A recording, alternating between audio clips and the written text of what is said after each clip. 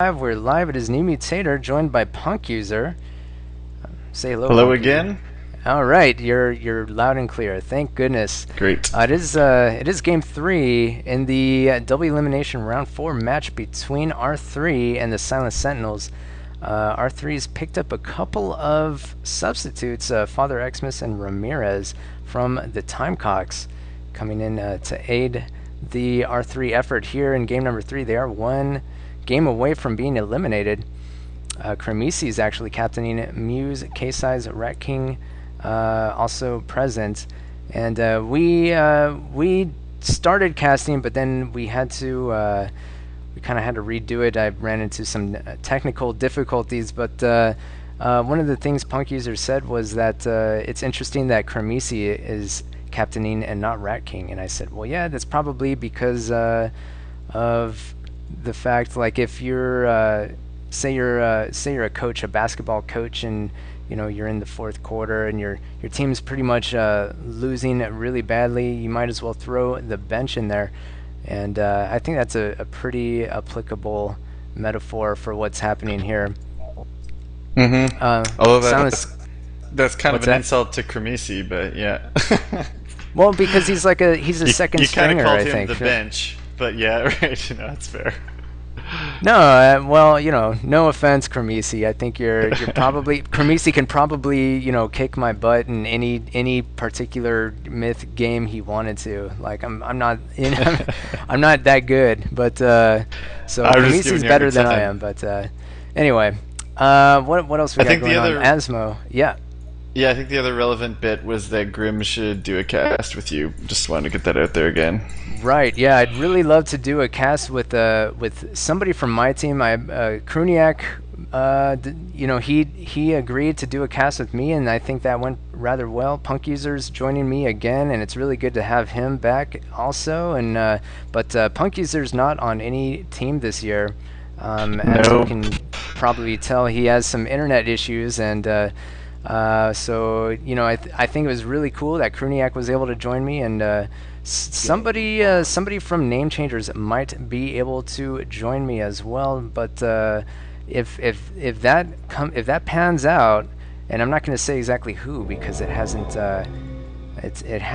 been it's not a guaranteed thing at this point, and it's probably better as a surprise anyway. But I think it'd be really cool to have somebody from my team. In particular, I think Grim, I think it would be beautiful. It'd be a dream come true if he were to agree to do a dual cast with me. Maybe not now, but later on in the tournament. There are only a few games left, so hopefully he watches this and gets in touch with me. Grim, if you're watching this, get in touch with me. You know how. Let's make it happen. All right, back to the game. Asmo's captaining for the Silent Sentinels, Lizard King, Roadkill, Toxin, James Joyce, Monty, Honky, and Smack My Bitch Up in the game. Wow, that's a mouthful. 1, 2, 3, 4, 5, 6, 7, 8 players for the Sentinels on 6 for R3. Yeah, and, although they're only playing at 6 on 6, but yeah. They're only playing at a what now? Oh, with 6? 6 on 6, yeah. Oh, you're right. Roadkill and Toxin are sitting this one out.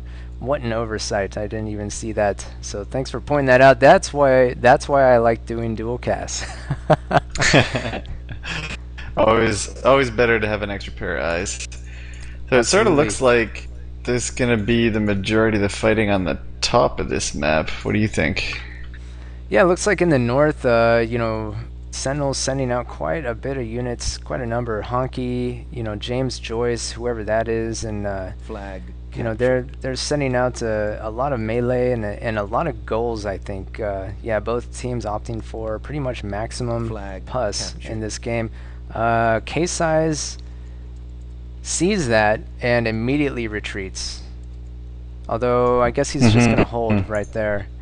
And I think Muse may or may not come to his aid. I think he may, but he may just fall back to that flag. That middle flag in the west. Yeah, it seems like TSS has the already advantage in mid right now, but it's not clear that it's enough of an advantage for them to really push. So I guess we'll see. Yeah, I don't know if they are going to push. they could probably push and you know, definitely make a dent in the R3 forces here, but they don't have a whole lot backing them up.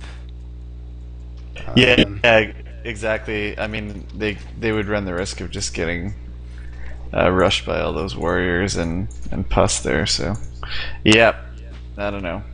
Maybe a bit of a stalemate. Although it looks like they are going to press. Maybe not rush, though. Yeah, in the north, it looks like Sentinels are going to come down and try to take out Muse. K-Side's running right past him. And fortunately for Muse, that goal decides to dud. Oh, well, what is going... Picks it up again. Oh, okay. Huh. Looked like for a second like they were just abandoning the archers on the top, but they turned it around. That's good. Yeah, somehow R3, up in percentages, they're able to sort of turn that around. And a lot of semi-useless pus going off on these Gull against each other. Yeah, a lot of them not optimal. And I think it's a great idea to get, on a map like this, I think Thrall tend to work out great. Yeah, they can definitely, you know, they're great defense units, right? Not great for rushing, but they can, you know, less unit trading value of them can sort of dissuade pushes. So, yeah, I like it too. Yeah, I like seeing that. Plus, it's that, territories, right? So you can. There's always somewhere to drop them. Always somewhere to what? Always somewhere to drop them to prevent Gull from tagging. So. Right, absolutely. Yeah, and so Sentinels are going to press in the mid as well, but that archers, all of those archers. Oh no, Rat King! Did you see that? Beautiful pus. Wow, that was amazing. He was able to get so many archers with that one pus because they were so clumped.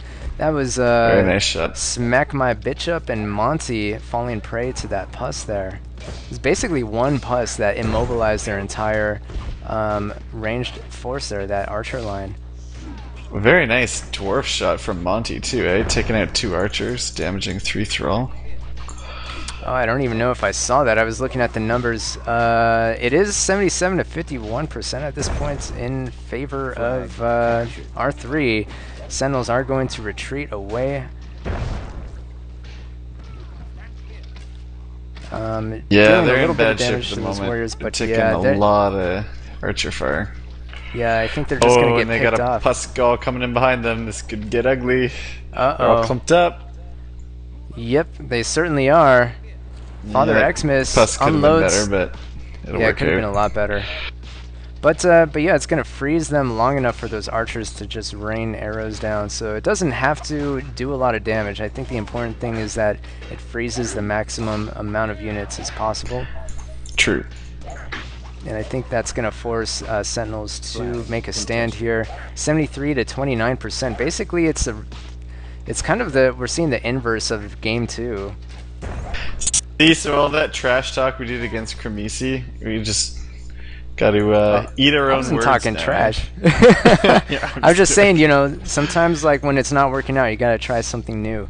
It's true, you know? And so maybe he should captain from now on. Maybe they should stage a bit of a coup against Rat King, you know? Yeah, maybe you should have always been the captain. I think that's more or less kind of what I was trying to say, although maybe I didn't express it in the best way. But I mean, it couldn't have anything to do with them actually having the same number of players this game.